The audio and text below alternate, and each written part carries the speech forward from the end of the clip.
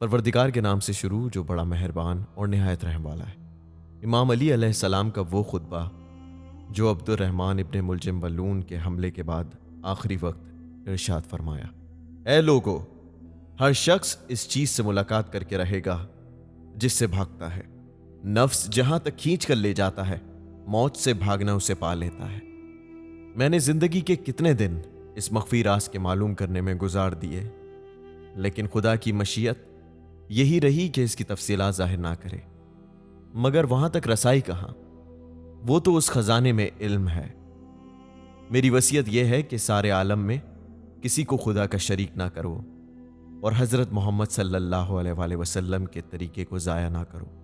بس ان دونوں ستونوں کو ہمیشہ قائم رکھو اور ان دونوں چراغوں کو روشن کیے رہو جب تک تم پراگندہ نہ ہو جاؤ۔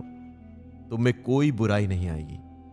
تم میں سے ہر ایک پر اس کی وسعت کے مطابق بوجھ رکھا گیا ہے، اور نہ جاننے والوں کا بوجھ ہلکا کر دیا گیا ہے، کیونکہ تمہارا پروردگار رحم کرنے والا اور دین اسلام سیدھا اور تمہارا پیشوا ہر امر سے واقف ہے۔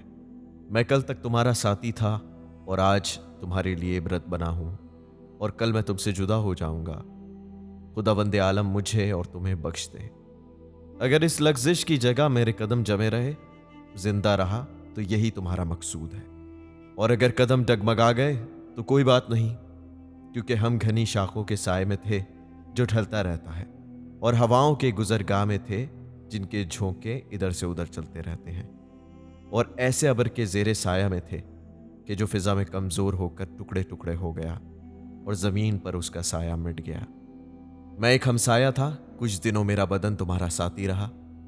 عنقریب تم میرے بدن کو اس حالت میں دیکھو گے کہ حرکت کرتے کرتے تھم گیا اور بدلتے بدلتے خاموش ہو گیا، تاکہ میری خاموشی آنکھوں کا بند ہو جانا اور اعضاء و جوار کا بے حس و حرکت ہو جانا تمہیں نصیحت کرے، کیونکہ یہ عبرت حاصل کرنے والوں کے لیے پر اثر تقریر اور سننے کے قابل بات سے زیادہ مؤثر واز ہے۔